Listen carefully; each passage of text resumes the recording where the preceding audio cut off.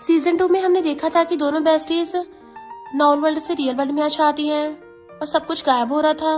और अब हम फाइनल सीजन 3 में देखेंगे कि क्या दोनों बेस्टीज सब कुछ ठीक कर पाएंगी या फिर उनका प्यार अधूरा रह जाएगा।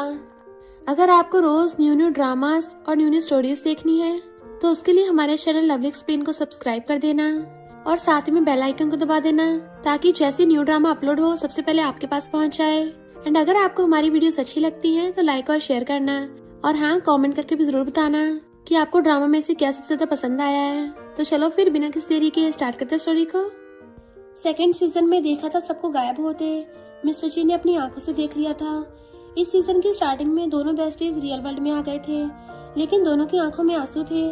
जिया कहती है, मुझे इतना बुरा क्यों लग रहा है, ऐसा लग रहा है जैसे कोई कीमती चीज मुझे छीन गई हो। तभी दोनों अपने अपने फोन को देखती हैं तो पता चलता है कि सारे चैट्स वापस आ गए हैं। दोनों एक दूसरे को देख हंसती हैं। तभी दोनों फिर से नॉवल के अंदर आ जाती हैं। डाई का एक और साइड दिखाया जाता है जहाँ पर उसके हाथों में पहना हुआ वॉच नॉर्मल वॉच नहीं थी। वॉच की हेल्प से वो नॉवल के टाइम को कुछ मिनट्स पीछे कर देता है। टाइम स्टॉप हो गया था तो सारे लोग भी स्टॉप हो गए थे। डाई उनके पीछे से मिस्टर जी के पास आता है जो सीढ़ियों से जा रहा था। डाई उसके पास आकर उसके पैर को एक स्टेप नीचे करके कहता है, तुम मेरे साथ बहुत बुरा बिहेव करते हो।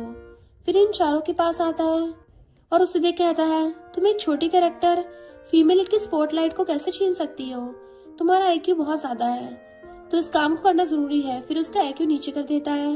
अब बस तुम इस नॉवल की एक टूल बन गई हो। फिर जूजी को देख कहता है, तुम इस नॉवल की अच्छी फीमेल लीड हो तो तुम्हें रोने की जरूरत है, इसलिए अभी से तुम रोने वाली फीमेल लीड हो। देन इंगिंग से कहता है, क्यों ना तुम भी इसके साथ जुड़ जाओ।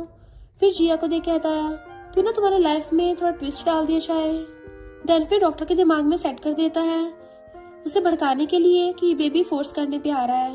देन बाहर कहता है, अगर जूसी ऐसी यूजलेस हरकतें करती रहेगी तो मुझे किसी को उसकी हेल्प करने के लिए भेजना होगा। फिर चुटकी पिछाते सारा कुछ नॉर्मल हो जाता है। डॉक्टर को ये दोनों फेक स्टोरी बताकर अपनी साइड कर लेती हैं। इसलिए डॉक्टर कहती है, कोई लड़का ऐसे कैसे कर सकता है। नीनिंग कहती है, हाँ, बड़ी मुश्किल से उनके चंगुल से दोनों बचकर आए हैं। फिर रोने लगती है तो दोनों बेस्टीज को देख के जूजी भी रोने लगती है। हाँ, सही बोल रही हो, अब उसे हॉस्पिटल से फोर्सफुली ले जाने आ रहा है, अब आप ही हमारी हेल्प कर सकती हो। तीनों सोचती है एक एक्ट्रेस से यही उम्मीद थी। डॉक्टर भी इमोशनल होकर कहती है, तुम दोनों मेरे साथ आओ। इधर मिस्टर जी गिरने वाला था बट असिस्टेंट पकड़ लेता है। तभी जूसी से देख भागने लगती है तो मिस्टर जी भी उसके पीछे आने लगता है। बाय भागती हुई डाई से क्रैश आती है। डाई कहता है, बहुत दिनों बाद मिले हैं। फिर उसके फेस से मास्क उतारता है। सूजी कहती है, बॉस आप यहाँ पर क्या कर रहे हैं। डाई कहता है, पहले तुम ये बताओ तुम यहाँ क्या कर रही हो। जूजी पीरियड्स का बहाना बनाकर कहती है, डॉक्टर के पास चेकअप के लिए आई थी, मुझे पीरियड्स हो रहे हैं ना। मिस्टर जी पूछता है, निंगिंग कहाँ पर है। जूजी कहती है, वो तुम उस वॉइस एक्टर के बारे में पूछ रहे हो ना, लेकिन मैं उसे नहीं जानती तो मुझे कैसे पता होगा कि वो कहाँ पर है। मिस्टर जी पूछता है, तो फिर तुम मुझे देख भागी क्यों। वो कहती है, तुम्हारे कोल्ड फेस को देख कोई भी नॉर्मल इंसान डर जाएगा। सिस्टम कहता है, तुम्हें रोना चाहिए ताकि मिस्टर जी तुम्हें जाने दे। जूजी सोचती है, नहीं, इतने लोगों के सामने मैं बिल्कुल भी रोना नहीं चाहती। मिस्टर जी कहता है, अब तुम ही इसे हैंडल करो, कहीं पर भागने मत देना। मिस्टर जी के जाने के बाद जूसी खिसकने की कोशिश करती है लेकिन डाई उसका ड्रेस पकड़कर रोक लेता है और कहता है, ऐसी हालत में डॉक्टर के पास आने की जरूरत नहीं है, बस घर रेस्ट करो, ठीक हो जाओगी। जूसी कहती, समझ गई, लेकिन पहले मुझे तो छोड़ो, अगर किसी ने देख लिया तो फिर से न्यू रूमर्स फैल जाएंगे। ये सुनते डाई छोड़ देता है और पूछता है, उन दोनों के बारे में पता लगाने को कहा था, उसका क्या हुआ। जूसी कहती है, वो दोनों बेस्टीज तो मेरा कॉल ही नहीं उठा रही हैं, तो मुझे कुछ पता नहीं चल पाया। डाई उसके पास आते हुए कहता है, क्या तुमने जो कहा वो सब सच था। जूसी कहती है, हाँ, मैं चाहे किसी और को झूठ बोल भी दूं लेकिन बॉस से कभी झूठ नहीं बोल सकती। इधर मिस्टर यू सैड खड़ा हुआ होता है। तभी बाय को असिस्टेंट रोक लेता है। मिस्टर यू से जिया समझकर कहता है, जिया मुझे माफ कर दो, मुझे तुम्हें धमकी देनी नहीं चाहिए थी, प्लीज अब घर चलो। बाय फेस से मास्क हटाती है तो मिस्टर यू पूछता है, जिया की कजन तुम यहाँ क्या कर रही हो, जिया कहाँ पर है। बाय कहती है, मुझे कैसे पता होगा, मैं बहुत दिनों से उनसे नहीं मिली हूँ। मिस्टर यू कहता है, ठीक है, अगर उससे मिलो तो मुझे जरूर बताना। बाय हाँ बोलती हुई भाग जाती है। ऊपर से मिस्टर जी भी उसे देखकर मिस्टर यू को कॉल कर पूछता है, क्या दोनों मिले, वो कौन थी। मिस्टर यू कहता है, वो जिया की कजन बाय थी। मिस्टर जी कहता है, दोनों बहुत चालाक है, अपने लिए तो सेक्रेटरी भी रेडी कर रखी हुई थी। मिस्टर यू कहता है, गेट पर गार्ड्स हैं, अगर उनके पास विंग्स होंगे तब जाकर यहाँ से उड़कर भाग सकती है, वरना तो यहाँ से कहीं नहीं जा सकती। मिस्टर जी की कॉल काटने के बाद असिस्टेंट कॉल कर कहता है, वो दोनों एम्बुलेंस में भाग गई हैं, हमारे रोकने पर भी नहीं रुकी। मिस्टर यू सुनकर सैड हो जाता है।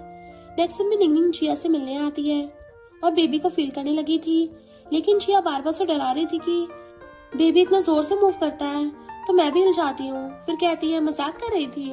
निंगनिंग टच करते पूछती है, तुम्हें अब कैसा फील हो रहा है?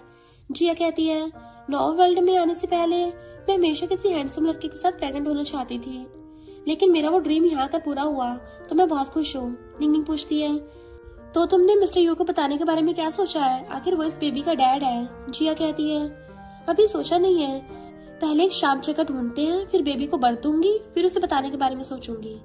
निंगनिंग कहती है, मैं हमेशा तुम्हारे साथ हूँ। इधर ये दोनों मजनू बने अभी भी अपनी अपनी बंदियों को ढूंढ रहे थे और परेशान थे। तभी असिस्टेंट कॉल कर बताता है कि दोनों को हमने लिन फैमिली के होटल के अंदर जाते हुए देखा, अभी तक कोई भी बाहर नहीं आई है। कॉल कट होने के बाद मिस्टर यू कहता है, अब किस बात का वेट कर रहे हो, चलो जाकर उन्हें पकड़ते हैं। मिस्टर यू से रोकते कहता है, नहीं, इस बार हम सेम गलती दोबारा नहीं करेंगे। वो होटल लिन फैमिली का है, तो अगर हम गए तो उन्हें पता चल जाएगा, इसलिए दूसरा प्लान बनाना होगा। नेक्स्ट सीन में दोनों लिन के मॉम डैड के सामने नील डाउन होकर बैठ जाते हैं। डैड दोनों को उठने कहते हैं, तो जो कुछ कहना है खड़े होकर कहो। मॉम पूछती है, क्या बात है, दोनों इतने सैड क्यों हो? मिस्टर जी कहता है, मॉम मुझसे गलती हो गई थी तो निंगनिंग मुझसे गुस्सा होकर चली गई। हम दोनों ने उन्हें ढूंढने की बहुत कोशिश की है, बट हमें नहीं मिली। मिस्टर यू देख सोचता है, सच में कितना ओवर एक्टिंग करता है मेरा बिग ब्रो। मिस्टर जी कहता है, मुझे उसकी बहुत चिंता हो रही है, उसने एक बार मुझे एक्सप्लेन करने का मौका भी नहीं दिया, अब मैं क्या करूं? मॉम कहती है, लेकिन उसने तो हमें इस बारे में कुछ भी नहीं बताया। डैड कहते हैं, उसने फिर से हमसे बात छुपाई। मॉम पूछती है, निंगनिंग अचानक ऐसे क्यों करेगी? कहीं तुम दोनों हमसे कुछ छुपा तो नहीं रहे हो? मिस्टर यू कॉन्टेक्ट के बारे में बोलने वाला था कि मिस्टर जी से रोकते हुए कहता है, मॉम मुझे बस उसे ढूंढने में आपकी हेल्प चाहिए, उससे मिलकर मैं सारी बातें क्लियर करना चाहता हूँ। मॉम डैड दोनों को उठाते हुए कहने लगती है कि ठीक है। इधर ये चारों मिलकर पत्ते खेलते हुए आपस में बातें कर रही होती हैं। जूसी कहती है, निंगनिंग तुमने मूवी में रोल करने के बारे में क्या सोचा है? मेरा बॉस मुझे बार बार तुम्हें कन्विंस करने को बोल रहा है। निंगनिंग कहती है, नहीं, मुझे एक्टिंग में कोई भी इंटरेस्ट नहीं है। हाँ, एक दो बार थोड़े सीन के लिए काम कर सकती हूँ, लेकिन इसे प्रोफेशनल बनाकर संभाल नहीं पाऊंगी। मुझे वॉइस डबिंग में भी अच्छा पैसा मिल जाता है, साथ ही इस काम में ज्यादा प्रेशर नहीं होता। जिया कहती है, वैसे भी तुम्हारे पास तो लिन ग्रुप के शेयर्स भी हैं, तो फ्यूचर में जॉब ना होने पर भी भूखा नहीं मरोगी। बाई कहती है, मेरे पास पैसों की कमी नहीं है, फिर भी काम के बिना लाइफ बहुत बोरिंग है। जूसी उसकी बातें सुनकर थोड़ी सी सैड हो जाती है, क्योंकि उसे तो पैसों के लिए एक्टिंग करनी पड़ती है। सिस्टम पूछता है, क्या हुआ, तुम अचानक सैड क्यों हो गई? स्माइल करो। जूसी अपनी इमेजिनेशन में स्माइल करती है। लो, स्माइल कर दी। ऐसी सिचुएशन में कौन हंस सकता है? हे भगवान, मुझे कोई दूसरा मूवी करने के लिए दे दो, या फिर किसी ऐसे लड़के से मिला दो जो बिना बात के मुझे 10 मिलियन दे देगा। सिस्टम कहता है, उतने पैसे तो मिस्टर जी और मिस्टर यू उनकी वाइफ को पॉकेट मनी में देते हैं, तो तुम्हें नॉवल के दोनों मेल लीड्स को पटाने का मौका ढूंढना चाहिए। जूसी कहती है, मैंने अभी जो कहा उसे भूल जाओ, मैं नहीं उनमें से किसी को पटाने वाली हूँ, उनकी ऑलरेडी 2 बंदियां हैं। नॉवल की फीमेल बनने के लिए मैं कभी गलत नहीं कर सकती कुछ भी। इधर निंगनिंग का भाई दोनों से बात करते हुए जा रहा था, तो सामने इन चारों को खड़ा देख शॉक्ड होता है। मिस्टर जी सबसे पहले उसका फोन लेकर कॉल काट देता है। निंगनिंग का भाई मॉम डैड से कहता है, क्या कोइंसिडेंस है, आप दोनों भी यहाँ पर हो? मॉम कहती है, मैं तुझसे तो घर पे बात करूंगी। मिस्टर जी पूछता है, वो दोनों कहाँ पर है? भाई कहता है, मेरे फोन में। मिस्टर जी उसके कंधे पे हाथ रखकर कहता है, यंग मास्टर लिन, तुम थोड़े डरे हुए लग रहे हो। भाई कहता है, ब्रो मुझे बस मेरे नाम से बुलाओ, मुझे अभी याद आया कंपनी में कुछ काम है तो मैं अब चलता हूँ।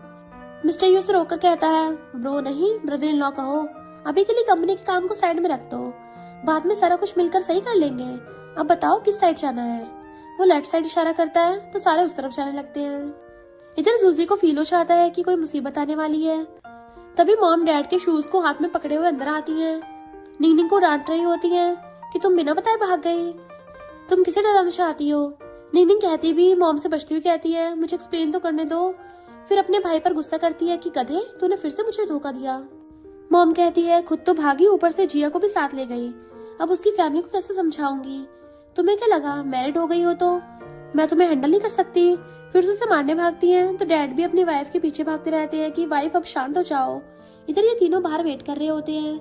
मिस्टर यू कहता है टेंशन मत लो, उन दोनों की पिटाई नहीं होगी बट तुम्हारी जरूर होगी। फिर मिस्टर जी डाई को कॉल कर जूजी को ले जाने को कहता है और मिस्टर यू भी बाई के हस्बैंड को कॉल करके उसे ले जाने को कहता है।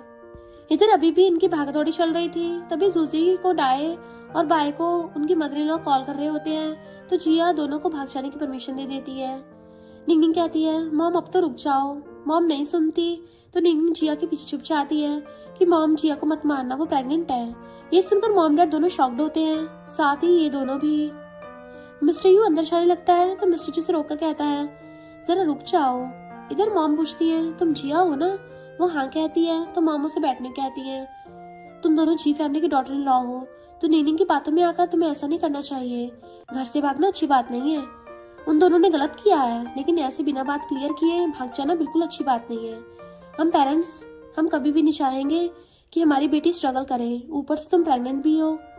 तुम अभी यंग हो इसलिए नहीं पता अकेले बच्चे को पालना कितना मुश्किल है। क्या तुम प्रॉमिस कर सकती हो कि अकेले बच्चे की अच्छी देखभाल कर सकती हो? निंगनिंग कहती है मॉम हमें पता चला कि वो प्रेग्नेंट है। मॉम बैठ जाती है कि सच सच बताओ क्या बात हुई जो तुम्हें घर से भागना पड़ा। अगर तुम दोनों डाइवोर्स चाहती हो तो मैं अभी जाकर जी फैमिली से इस बारे में बात करूंगी और तुम्हें डाइवोर्स लेने में हेल्प करूंगी। निंगनिंग सोचती है कॉन्ट्रैक्ट के बारे में बताने के लिए सही टाइम नहीं है, वैसे भी मुझे अब जिया के बारे में ज्यादा सोचना होगा। डैड पूछते हैं प्यारी बेटी क्या तुम्हारी मिस्टर जी के साथ फाइट हुई है? निंगनिंग ये सुनकर रोने लगती है तो डैड शांत कराते हुए आपस में बात करने कहते हैं, साथ ही में दोबारा ऐसी गलती कभी मत करना और जिया तुम भी अपने फैमिली मेंबर को इसे बता दो। जिया कहती है मेरे मॉम डैड आप दोनों से अलग हैं, उन्हें मेरी जरा सी भी परवाह नहीं है। मॉम उसे सैड दे कहती है कोई बात नहीं, आज से तुम भी हमारी बेटी हो, हम हमेशा तुम्हें प्यार करेंगे। जिया पूछती है क्या सच में? डैड और मॉम दोनों हाँ कहते हैं तो जिया खुश हो जाती है। मॉम पूछती है कि मेरी बात समझ में आई? वो हाँ करती है।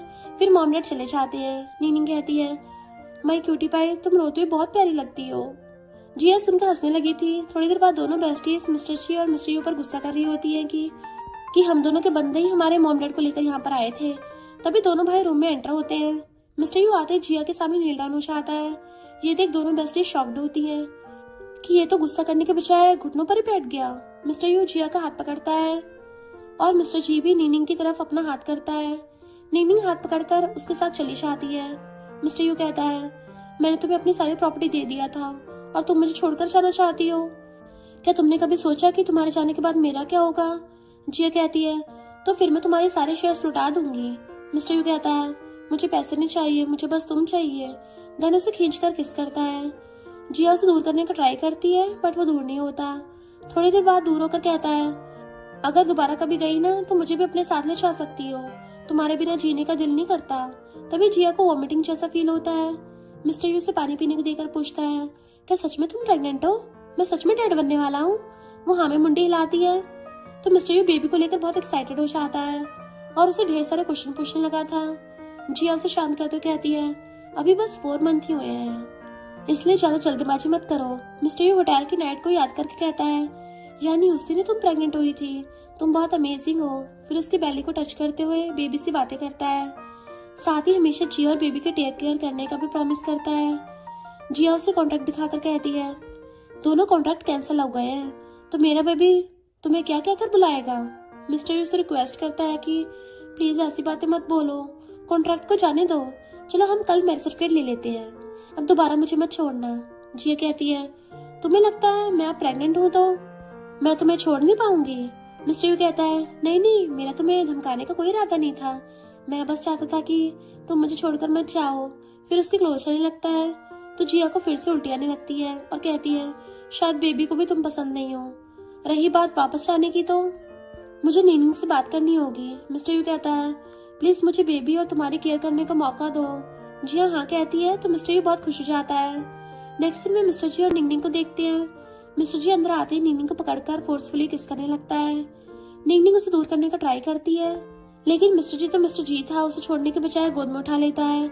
फिर बेड पर लिटाकर अपनी बेल्ट खोलने लगा था। निंगनिंग उसे रोकने का ट्राई करती है कि इतने दिनों बाद मिले हैं, क्या तुम्हें मुझसे कुछ पूछना नहीं है? मिस्टर जी उसका हाथ हटा देता है। निंगनिंग फिर से उसकी बेल्ट पकड़ लेती है कि लेकिन मेरी बात तो सुन लो। मिस्टर जी खुद को शांत करते हुए कहता है बताओ। नीनिंग कहती है गलती तुम्हारी है, तुमने एक बार भी मुझे एक्सप्लेन नहीं किया। मुझे भला कैसे पता चलेगा कि तुम्हारे दिल में क्या है। तब मिस्टर जी उसे फोन दिखाता है, जिससे पता चलता है कि उसने बहुत सारे मैसेज भेजे होते हैं। क्योंकि नीनिंग ने उसको ब्लॉक कर रखा था तो मैसेज सेंड ही नहीं हुए थे। नीनिंग उसे बचने के लिए कॉन्टैक्ट का बहाना बना देती है कि अब कॉन्टैक्ट नहीं है तो तुम्हारा मुझसे कोई लेना देना नहीं है, मेरे ऊपर से हटाओ। मिस्टर जी उसे क्लोज करते हुए कहता है ये तुम्हें किसने कह दिया कि हमारा कोई रिलेशन नहीं है, मिस्ट्रेस या फिर वाइफ, दोनों में से तुम खुद चूज कर लो। क्योंकि अब मुझसे दूर जाने के बारे में तुम बस सपने में सोच सकती हो। फिर अपनी बेल्ट निकाल कर पूछता है और कुछ बाकी है बोलने के लिए। नीनिंग उसे बचकर भागने की कोशिश करती है, लेकिन मिस्टर जी उसे पकड़कर बेल्ट से उसके हाथ बांध देता है। बेचारी नीनिंग उसके सामने रिक्वेस्ट करने लगती है कि प्लीज ये सब मत करो, लेकिन मिस्टर जी उसके कपड़े उतारने चाहता है। पर तभी उसे पता चलता है कि नीनिंग को पीरियड्स आ गए हैं, इसलिए उसके हाथ खोलकर नैपकिन लाने चले जाता है।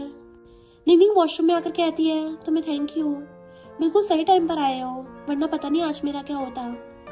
बाद में नीनिंग को पेट में दर्द हो रहा था, मिस्टर जी उसको मेडिसिन खिलाता है। नीनिंग सोचती है पता नहीं कौन सा परफ्यूम लगाते हो, दिल कर रहा हाथ को ही खा जाऊं।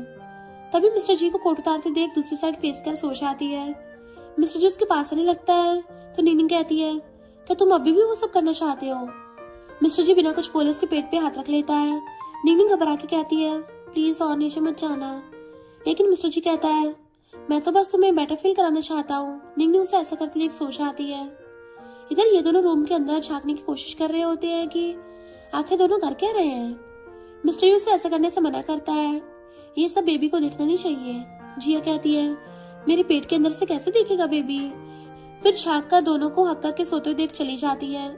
नेक्स्ट डे उठने के बाद मिस्टर जी पूछता है तुम ऐसा क्यों कर रही हो। नीनिंग सोचती है मैं तुम्हें कुछ नहीं बता सकती, क्योंकि तुम इस नॉवल के मेल लीड हो और मैं बस सपोर्टिंग कैरेक्टर हूँ। मिस्टर जी पूछता है क्या ये कॉन्ट्रैक्ट की वजह से है। अच्छा हो तुमने कॉन्ट्रैक्ट फाड़ दिया, अब मैरिज सर्टिफिकेट लेने में कोई प्रॉब्लम नहीं होगी। नीनिंग हैरान होती है तो मिस्टर जी पूछता है क्या तुम ऐसा नहीं चाहती। नीनिंग सोचती है जिया ने कहा था कि ओरिजिनल स्टोरी में मिस्टर जी जूजी को मैरिज करने के लिए फोर्स करेगा। फिर कहती है नहीं मैं तुम्हारे लिए सही नहीं हूँ। मिस्टर जी कहता है लेकिन मेरे दिल में सिर्फ तुम हो, क्या तुम अब मुझे लाइक नहीं करती। वैसे भी मैरिज सर्टिफिकेट के बाद मेरी आधी प्रॉपर्टी भी तुम्हारी हो जाएगी, हम फिर से साथ में खुश रहेंगे।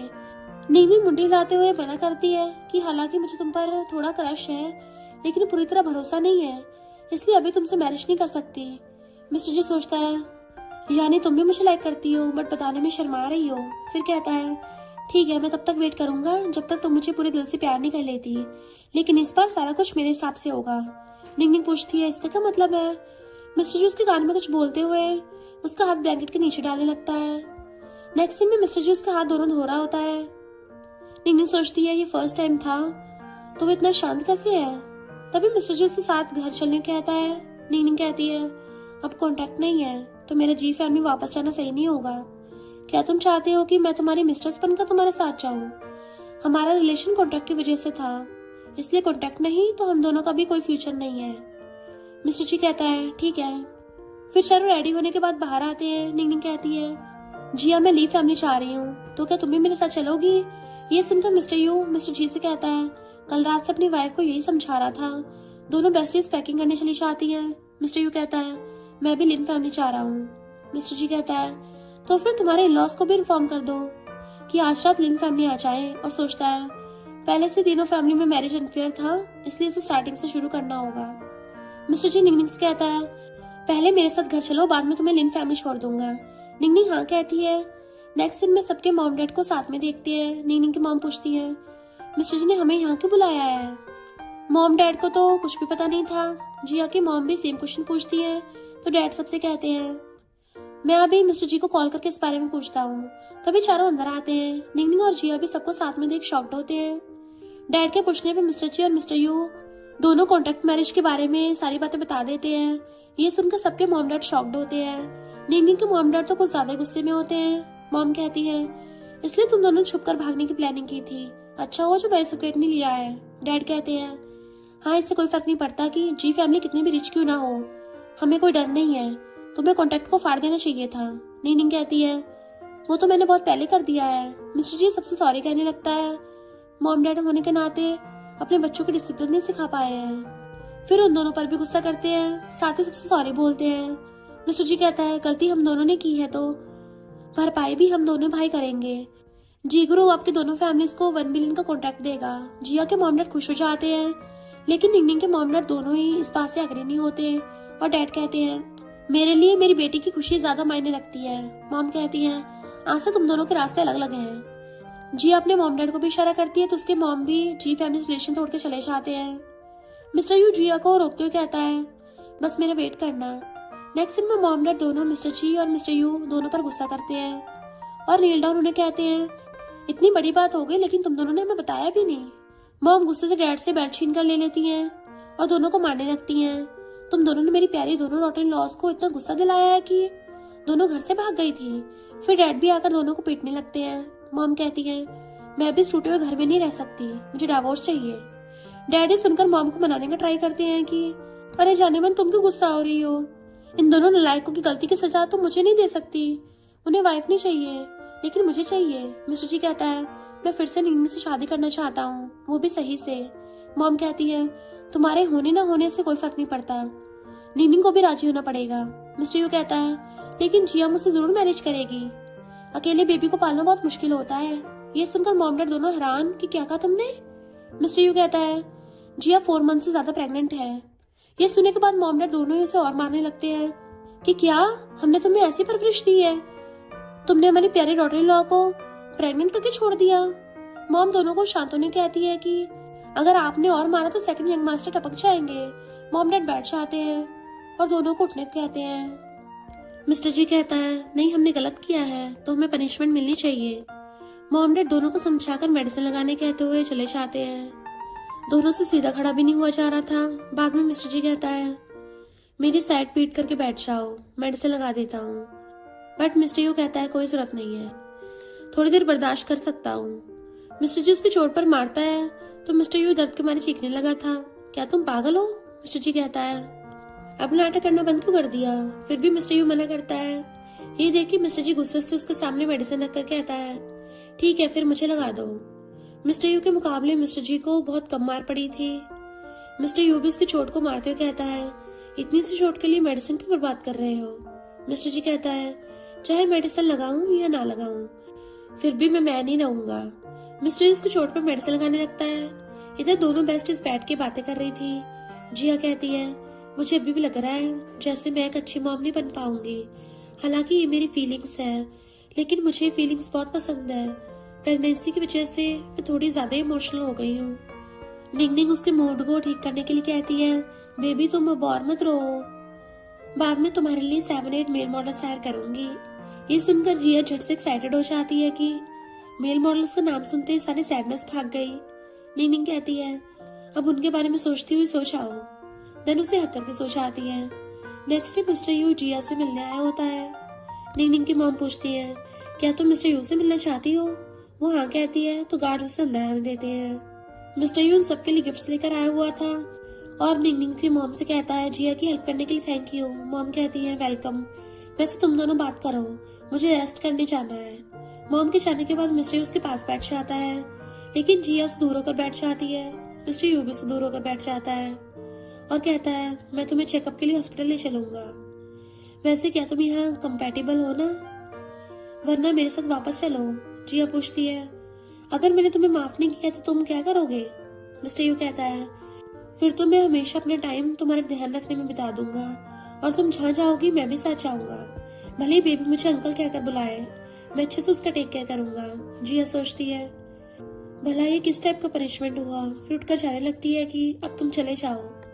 मिस्टर यू से रोकने के चक्कर में उसे दर्द होता है। ये देख जिया पूछती है तुम्हें क्या हुआ? मिस्टर यू कहता है कुछ नहीं बस छोटी सी चोट है। जिया कहती है छोटी सी चोट है, तुम्हें तो दर्द क्यों हुआ है? मिस्टर यू कहता है कुछ नहीं, गलत करने पर पनिशमेंट मिला है। जिया गुस्से से शर्ट उतारने कहती है तो मिस्टर यू जल्दी से उसका शर्ट उतार देता है। जिया चोट देख पूछती है तो मिस्टर यू कहता है मॉम डैड ने पनिश किया है बट दर्द नहीं है, सिर्फ डरावना दिख रहा है। जिया चोट को जोर से दबा देती है तो मिस्टर यू के मुंह से आवाज निकल जाती है। ये देख जिया सैड होकर बैठकर रोने लगती है। मिस्टर यू से समझाने का ट्राई करता है, लेकिन जिया खुद को रोने से रोक ही नहीं पा रही थी। मिस्टर यू कहता है अगर रोना बंद नहीं किया तो छोटी पांडा बन जाओगी। ये सुनकर जिया उसे मारने लगती है कि मैं खुद को कंट्रोल नहीं कर पा रही हूँ। मिस्टर यू कहता है मैंने गलत किया है तो तुम मुझे जो चाहे पनिशमेंट दे सकती हो, बट प्लीज रोना बंद करो। जिया कहती है सोचा नहीं, बाद में सोचकर पनिश करूंगी। वो हाँ कहता है। नेक्स्ट सीन में निंगनिंग की मॉम डैड से पूछती है आखिर वो दोनों करना क्या चाहते हैं। डैड कहते हैं हालांकि उन दोनों ने गलत किया है, लेकिन अपनी अपनी वाइफ के लिए उनकी फीलिंग्स रियल थी, इसलिए वो गलती को सुधारना चाहते हैं। मॉम पूछती है अगर मिस्टर जी ने भी निंगनिंग के साथ कुछ ऐसा करने की कोशिश की है तो तुम क्या करोगे। डैड कहते हैं पिछली बार जल्दबाजी में हमने दोनों को अपनी बेटी दे दी थी, लेकिन इस बार अच्छे से दोनों को टेस्ट लूंगा, फिर जाकर हाँ कहूंगा। मॉम कहती है जी अब बच्ची नहीं है, खुद अपना डिसीजन ले सकती है। डैड कहते हैं तुम्हें तो पता है ना उसने अपनी फैमिली के साथ सारे रिलेशन तोड़ दिए हैं, वैसे भी दोनों बेस्टीज हैं तो उस नाते हम भी उसके भले के लिए डिसीजन ले सकते हैं ना। रात में निंगनिंग घर आने के बाद गिफ्ट्स देखती हुई कहती है वैसे गलती मानने का रवैया बहुत सच्चा था, तो फिर तुमने उसे माफ करने के बारे में क्या सोचा है। जिया कहती है मुझे भी नहीं पता, देखना चाहती हूँ वो कब तक ऐसा करता है। जिया पूछती है वैसे मिस्टर जी के बारे में तुम्हारी क्या राय है। निंगनिंग कहती है चाहे वो हो या ना हो मेरी लाइफ तो चलती रहेगी, लेकिन अच्छा होगा अगर वो दोबारा मेरे सामने ना आए, इससे मेरी लाइफ थोड़ी रिलैक्स हो जाएगी। वैसे जूही ने होटल से जाने के बाद तुम्हें कॉल या मैसेज किया था। जिया कहती है नहीं, उसे मैसेज करके पूछती हूँ।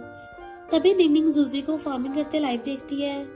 जिया को दिखाने के बाद जिया कहती है क्या वो इतनी पुअर हो गई है, उसे कुछ पैसे भेजकर हेल्प कर दूं। निंगनिंग कहती है क्यों ना मैं डाया को कॉल करके पूछूं आखिर वो उसके साथ क्या करना चाहता है।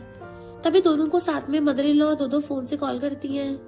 निंगनिंग पूछती है मॉम क्या हमारे पास कुछ काम था। मॉम पूछती है मैं तुम दोनों से कुछ पूछना चाहती हूँ, बट एक एक करके कॉल करना बहुत बोरिंग है, इसलिए मैंने दोनों फोनों से दोनों को साथ में कॉल कर दिया। जिया कहती है तो हमारे साथ एक ग्रुप बनाकर उसमें कॉल कर सकती हैं। मॉम कहती सही बात है, ये 2026 है, मैं तो मॉडल वर्ल्ड के बारे में भूल ही गई थी। वैसे मैं तुम दोनों को साथ में डिनर पे इनवाइट करना चाहती हूँ। दोनों थोड़ी झिझकने लगती हैं, तो मॉम कहती है टेंशन मत लो, उन दोनों नालायकों को नहीं बुलाऊंगी। दोनों जाने के लिए एग्री हो जाती हैं। नेक्स्ट डे तीनों एक रेस्टोरेंट में डिनर करने आती हैं। मॉम तो सारा कुछ ऑर्डर कर देती हैं, फिर जिया से पूछती हैं क्या तुम सच में प्रेग्नेंट हो। वो हाँ करती है तो मॉम खुश होकर उसको 10 मिलियन का क्रेडिट कार्ड दे देती है। जिया खुश होकर सोचती है कितनी अच्छी मदर इन लॉ है, मुझे अपने साथ उन्हें भी लेकर भाग जाना चाहिए था। मॉम निंगनिंग को भी सेम कार्ड 10 मिलियन का दे देती है। निंगनिंग कहती है मॉम मैं प्रेग्नेंट नहीं हूँ। मॉम कहती है उस नालायक ने तुम्हारे साथ जो गलत किया है ये उसका कंपनसेशन है, आखिर मैं उन दोनों नालायकों की मॉम जो हूँ तो मैं भी जिम्मेदार हूँ। तभी डैड कॉल करते हैं तो मॉम कॉल काट देती हैं। अगर उन्होंने मिस्टर जी को कंपनी हैंडल करने के लिए ना दिया होता तो वो ऐसा करने की हिम्मत ही नहीं कर पाता। मुझे बहुत गुस्सा आ रहा है। दोनों बेस्टी मॉम का मुंह ठीक करने के लिए साथ में शॉपिंग जाने के लिए इनवाइट करती हैं। मॉम तो झट से हाँ बोल देती हैं, सारा कुछ मैं पे करूंगी। नेक्स्ट सीन में दोनों बेस्टी उन्हें बाहर लेकर आ जाती हैं। मॉम पूछती है हम तो शॉपिंग पर जाने वाले थे ना, वैसे भी जिया तुम तो ड्रिंक ही नहीं कर सकती हो, यहाँ ना वेस्ट हो जाएगा। जिया कहती है कौन यहाँ पर ड्रिंक करने आता है। मॉम पूछती है तो यहाँ क्यों आई हो। जिया उन्हें खींचकर मेल मॉडल्स के सामने खड़ा कर देती है। मॉम ये नजारा देख के शॉक्ड हो जाती है, लेकिन ये दोनों तो मस्त एंजॉय करने लगी थी। मॉम तो बस जिया को पकड़ रखी होती है, ज्यादा हिलो मत, लेकिन वो दोनों तो मजे से डांस करने में बिजी थी। मॉम कहती है क्यों ना बैठकर बातें करें। फिर तीनों अंदर आकर बैठ जाती हैं। थोड़ी देर बाद मिस्टर यू और डैड अंदर आ जाते हैं। डैड तो मॉम का हाथ छोड़ने का नाम ही नहीं ले रहे थे। मॉम कहती है मुझे तुम्हारी कोई जरूरत नहीं है, मेरे पास मेल मॉडल है। डैड कहते हैं वाइफ गुस्सा मत हो, घर जाकर दोनों नालायकों को सबक सिखाऊंगा, प्लीज वापस चलो। डैड को ना छोड़ता देख मॉम भी शांत हो जाती है। तभी मिस्टर यू भी कहता है अगर तुम्हें कुछ पीने का दिल कर रहा था तो तुम मुझे बता सकती थी, मैं तो घर पर ही ले आता। अगर धक्का मुक्की में तुम्हें चोट लग जाती तो क्या होता। जिया कहती मेरा मूड खराब था इसलिए फन करने आई थी। मिस्टर यू मेल मॉडल्स के बारे में सोचकर सैड होकर पूछता है क्या वो मुझसे भी ज्यादा हैंडसम है। जिया उसके फेस को पकड़कर कहती है अगर फेस की बात करो तो तुम उनसे ज्यादा हैंडसम हो, लेकिन फिगर की बात करें तो वो तुमसे बेटर है। मिस्टर यू जेलस होकर कहता है मुझे कुछ और दिन दे दो, मार्केट जाने के बाद तुम जो चाहे देख सकती हो। मैं उनके जैसा नहीं हूँ, मैं सिर्फ तुम्हें दिखाऊंगा और सिर्फ तुम्हें इसी छू सकती हो। जिया खुश हो जाती है। मिस्टर यू कहता है बस प्रॉमिस कर दो दोबारा यहाँ मत आना, मुझे तुम्हारी चिंता होती है। नितिन सोचती है वैसे इसको कैसे पता चला कि हम यहाँ पर हैं? तभी असिस्टेंट आकर कहता है, मिस्टर जी ने आपके लिए मैसेज भेजा है। आगे बोलने में उस वक्त ऑकवर्ड फील हो रहा था। ये देख नीनिंग पूछती है, क्या कहा उसने? असिस्टेंट कहता है, मिस्टर जी ने कहा है उन्होंने आपको उनका फर्स्ट टाइम दिया है, इसलिए अब आपको उनके लिए रिस्पॉन्सिबल होना पड़ेगा। नीनिंग एम्बैरस होकर पूछती है, क्या सच में उसने ऐसा कहा है? असिस्टेंट कहता है, हाँ, वरना बॉस के बारे में रूमर्स फैलाने की हिम्मत कैसे कर सकता हूँ। उन्होंने ये भी कहा है कि उन्हें थोड़ा और टाइम दे। नीनिंग पूछती है, वैसे तुम सबको इस प्लेस के बारे में कैसे पता चला? असिस्टेंट कहता है, कुछ दिन पहले बॉस ने इस बार को खरीद लिया है और जनरल मैनेजर ने आपको देख उन्हें कॉल कर दिया था। नीनिंग सोचती है, उसने इसे भी खरीद लिया। मैं तो आज इस रूम में बहुत सारे मेल मॉडल्स के साथ डांस करने वाली थी। नीनिंग अपना खुरापाती दिमाग लगाकर मिस्टर जी को परेशान करने का आइडिया ढूंढने लेती है और असिस्टेंट से कहती है, तुम जाकर मिस्टर जी को मेरा मैसेज दे देना कि आज रात वो बाहर के सारे मेल मॉडल्स को मेरे साथ डांस करने भेज सकता है। असिस्टेंट तो ये सुनकर हैरान होता है कि आपकी कहीं एक एक बात मिस्टर जी से कह दूंगा। नेक्स्ट दिन में डाई का आदमी उसे बताता है कि मिस जूजी फार्मिंग करते हुए बेहोश हो गई हैं। यानी डाई ने उसे उन दोनों के बारे में ना बताने पर उसे पनिशमेंट दिया था। डाई कहता है, हॉस्पिटल चलो। फिर उसे मिलने आता है। जूजी बेहोश थी। डाई डॉक्टर से उसके बारे में पूछता है तो डॉक्टर बताते हैं कि वीकनेस की वजह से बेहोश हो गई थी। डाई पूछता है, अभी तक होश में क्यों नहीं आई? डॉक्टर कहता है, क्योंकि वो गहरी नींद में सो रही है। लगता है पिछले कुछ दिनों से ठीक से सो नहीं पाई है। डाई उसे कहता है, काफी सुकून से सो रही है। फिर बैठकर फोन चलाने लगता है। तभी सिस्टम उसकी इमेजिनेशन में उसे जगाने का ट्राई करता है। फिर एक और सिस्टम आकर पिछले वाले सिस्टम से कहता है, तुम चाहे जितना भी आवाज दे दो वो नहीं उठेगी। अच्छा सिस्टम कहता है, तुम बुरे सिस्टम हो, यहाँ क्या कर रहे हो? एक नॉवल में बस एक ही सिस्टम हो सकता है। सेकंड वाला सिस्टम कहता है, तुम टास्क बहुत धीरे कंप्लीट कर रहे हो ना, इसलिए तुम्हारी हेल्प करने आया हूँ। ये बहुत हाई स्कोर वाला टास्क है, वो भी तुम्हारे जैसे ही फूल है। बस होस्ट का टास्क कंप्लीट करने पर ध्यान दो। मैं सुपरवाइजर से तुम्हारे लिए बात करूंगा ताकि तुम्हें कम सजा मिले। फर्स्ट सिस्टम कहता है, तुम बहुत बेशरम सिस्टम हो, अगर तुम सक्सेसफुल हो चाहते हो तो होस्ट पूरी तरह डिस्ट्रॉय हो जाएंगे। तभी जूजी उठकर कहने लगती है कि मैं यहाँ कहाँ पर हूँ। फर्स्ट सिस्टम कहता है, ये तुम्हारी इमेजिनेशन है और एक सिस्टम तुम्हें मेरे खिलाफ भड़काने की कोशिश कर रहा है। जूजी कहती है, यानी मेरे अंदर अब दो सिस्टम है।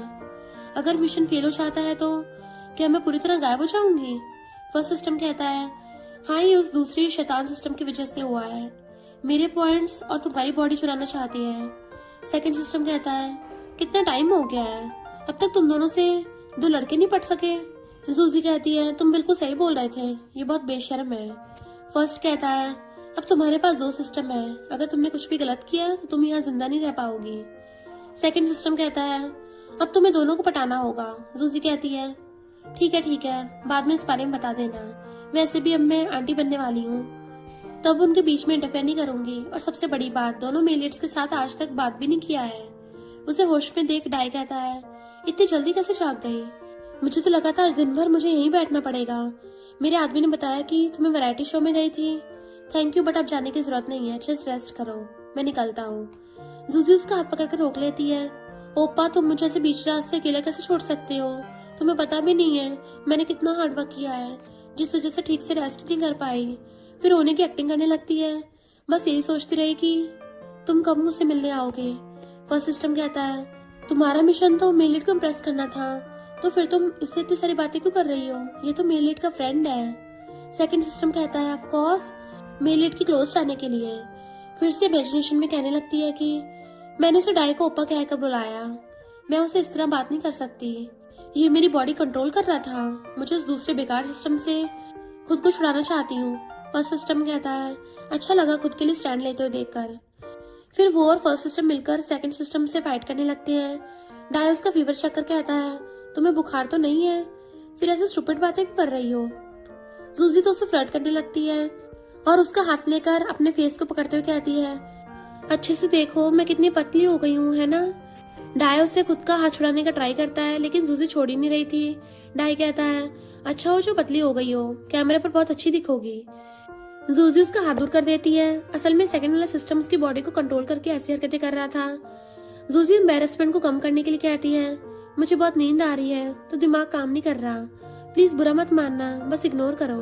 डाई कहता है, शायद दिमाग काम करना बंद कर दिया है तो अभी डॉक्टर को बुलाकर लाता हूँ, लेकिन जूसी कहती है मैं ठीक हूँ और वहाँ से भाग जाती है। नेक्स्ट डे जिया के पास स्टॉक के प्रॉफिट का पैसा आता है जो मिलियंस में था। ये देख जिया बहुत खुश हो जाती है। नीनिंग कहती है अब तो तुम रिच लेडी बन गई हो। तभी मिस्टर यू कॉल करके मैसेज के बारे में पूछता है तो जिया कहती है हाँ पैसे आ गए हैं, कहीं तुम मुझसे वो पैसा लेना तो नहीं चाहते हो ना। मिस्टर यू कहता है नहीं, तुम उन पैसों से जो चाहे कर सकती हो। वैसे अब तो गुस्सा नहीं हो ना, दोबारा घर से नहीं निकालोगी ना। जिया कहती है जहाँ तक पैसों की बात है तो मैं तुम्हें माफ कर सकती हूँ। निंग कहती है तुमने इतनी जल्दी पार्टी बदल ली। तभी मॉम डैड और भाई न्यू ईयर सेलिब्रेट करने के लिए डम्पलिंग बना रहे थे। ये दोनों भी हेल्प करने आती हैं। तभी मिस्टर यू कॉल कर कहता है जिया मैं डोर पे खड़ा हूँ तो क्या मैं अंदर जा सकता हूँ। निंग पूछती है तो जिया उसे मिस्टर यू के आने के बारे में बताती है। उसका भाई इम्प्रेशन जमाने के लिए कहता है तुम टेंशन मत लो, उस जी फैमिली वाले को मैं अंदर आने से रोकूंगा, अगर वो अंदर आ गया तो मेरा नाम बदल लेना। निंग मारती है कि इतना ओवर एक्टिंग कहाँ से सीखते हो। मॉम जिया से पूछती है तो वो इशारों में हाँ कहती है।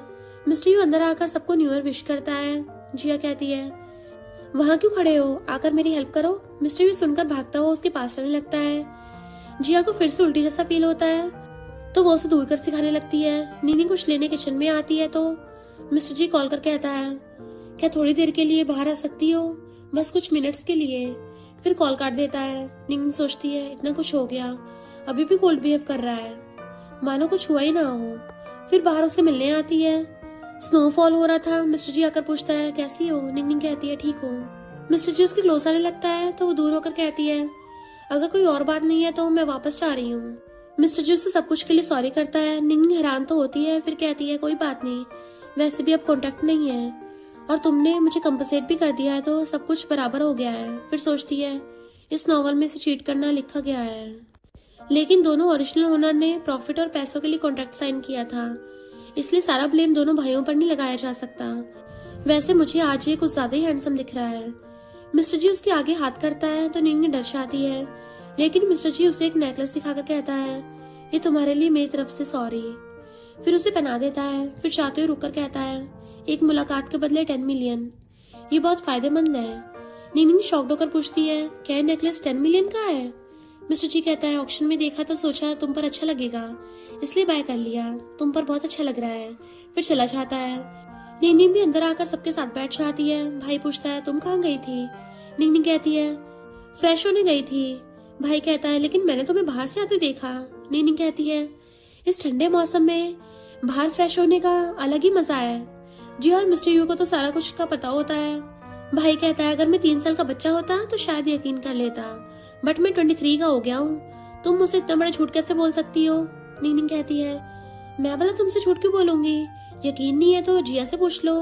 जिया कहती है हाँ इतनी ठंड में लोग घर से बाहर नहीं आते, ऊपर से फ्रेश होने की स्मेल भी नहीं होती, इसलिए बाहर जाना बेटर ऑप्शन होता है। मिस्टर यू तो उन दोनों की बातें सुनकर हंसने लगा था। भाई गुस्से से कहता है तुम दोनों एक जैसी हो, एकदम बेस्टीज। नेक्स्ट दिन में मिस्टर यू जाने लगता है। जिया उसे नीचे छोड़ने आती है।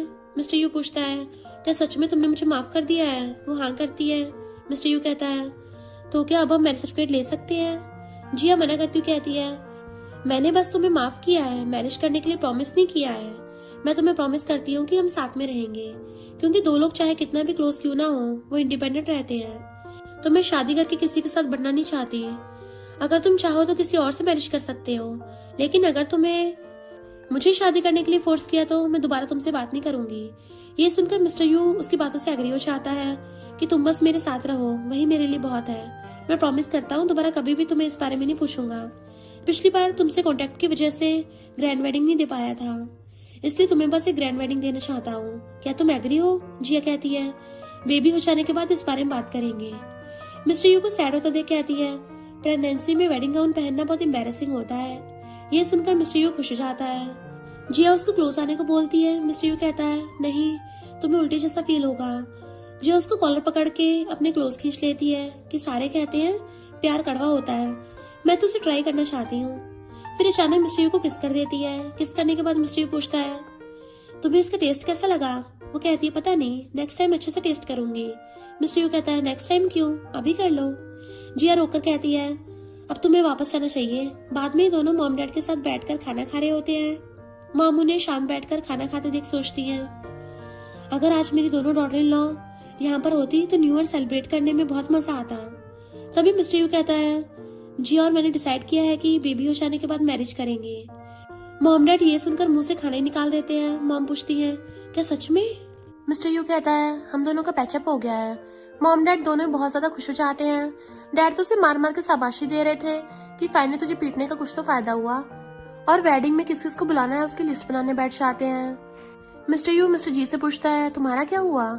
नीनिंग के दिल में तुम्हारे लिए पक्का फीलिंग्स हैं, बस वो बता नहीं पा रही, इसलिए स्टार्टिंग तो तुम्हें करनी पड़ेगी। मिस्टर जी कहता है, पता है बट अभी सही टाइम नहीं आया है। मिस्टर यू कहता है, सही टाइम नहीं आया, सही टाइम नहीं आया, बस बैठकर यही बोलते रहना और उधर तुम्हारी बंदी को कोई और उठा के ले जाएगा, तब उसके गेट के बाहर बैठकर रोते रहना। तो मिस्टर जी उठ के चला जाता है। रात में दोनों बेस्टी सोने आती हैं। जूजी मैसेज कर कहती है, मेरी बॉडी में एक और सोल ने कब्जा कर लिया है, मुझे डर है कहीं वो तुम दोनों के लिए प्रॉब्लम खड़ी न कर दे। नीनिंग कहती है, उसकी बातों से तो यही लग रहा है जैसे उसके पास पहले से एक सिस्टम था और उसे पता है कि वो इस वर्ल्ड की फीमेल लीड है, या ये भी हो सकता है कि वो इस वर्ल्ड में टाइम ट्रैवल करके आई हो। जिया कहने लगती है, क्या उसे ये भी पता होगा कि हम दोनों डिफरेंट हैं? नीनिंग कहती है, हाँ उसने दूसरे सोल के बारे में बताया, तो क्या वो भी रिबॉर्न होकर नॉर वर्ल्ड में आ गई है? जिया कहती है, इसका मतलब अब स्टोरी में चेंजेस आने वाले हैं, क्यों ना हम इस मौके का फायदा उठाएं। नीनिंग कहती है, हाँ अब तो वही करना पड़ेगा क्योंकि फीमेल लीड अब प्लॉट को चेंज नहीं कर पाएगी। जिया सोचती है, लेकिन हमें कैसे पता चलेगा कि वो ओरिजिनल जूजी है या फिर वो बुरी वाली सोल? नीनिंग थोड़ा देर सोचती है और कहती है, ये तो हमें उसे मिलने के बाद ही पता चलेगा। नेक्स्ट डे दोनों बैठकर यही सोच रही होती है कि जूजी की बॉडी में कौन हमसे मिलने आएगा। तभी पाई आती है और जूजी के बारे में पूछती है। जिया कहती है, बस आती होगी। थोड़ी देर बाद जूजी आती है और सबको हेलो करती है। इन दोनों बेस्टीज को पता चल जाता है कि वो रियल नहीं है क्योंकि वो बहुत अजीब बिहेव कर रही थी। तभी मिस्टर यू जिया के लिए पानी लेकर आता है, बट जूजी को पहले पता चल जाता है कि किसका नाम क्या है और किसके साथ कौन सा रिलेशनशिप है। देन सोचती है, मुझे इस मौके की तलाश थी। फिर सारे खेलने चले जाते हैं। जूजी बस मिस्टर यू को देखते हुए जाने लगती है। मिस्टर यू सोचता है, कौन इतना ज्यादा परफ्यूम लगाता है, लग रहा है सबको दम घोट के टपकाएगी। रियल वाली जूजी जो इमेजिनेशन में होती है, इमेजिनेशन में कहती है, अरे यार इस सेकंड सिस्टम ने तो मेरी इज्जत की वाट लगा दी, ये मेरा क्या हाल कर दिया है, मैं ऐसी एक्टिंग थोड़ी ना करती हूँ। बुरा सिस्टम कहता है, तुम ही फीमेल लीड के लिए सुटेबल हो। सूजी कहती है, तुम्हें पता भी है तुमने अभी कैसी एक्टिंग की है, सबसे घटिया वाली, मेरी इज्जत मिट्टी में मिला दी। तो वो कहता है, तुम बहुत बुरी हो, मैं तुम्हें अपना होस्ट नहीं मानता। जूजी कहती है, अच्छी बात है जो तुम्हें अकल आ गई, तुम तो बस टॉयलेट की तरह हो जिसे हर कोई आके फ्लश करके चला जाता है, एकदम यूजलेस। ऐसे उसे डांटने लगती है। अच्छा वाला सिस्टम कहता है, तुम तो बहुत टैलेंटेड और पावरफुल हो गई हो। जूजी कहती है, तुम भी उसके जैसे हो, तुम्हारे पास इतने सारे पॉइंट्स होते हैं लेकिन तुम मुझे पॉइंट्स यूज करने नहीं देते। वो भी चुप हो जाता है।